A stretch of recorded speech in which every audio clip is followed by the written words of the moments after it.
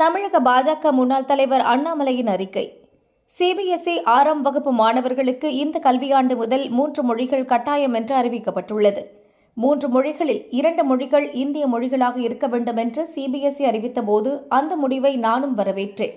CBSE 9ஆம் வகுப்பு மாணவர்களுக்கு 2029-30 கல்வியாண்டில் இருந்து 3வது மொழியை கட்டாயமாக்கப்படும் என்று தெளிவாக குறிப்பிடப்பட்டிருந்தது.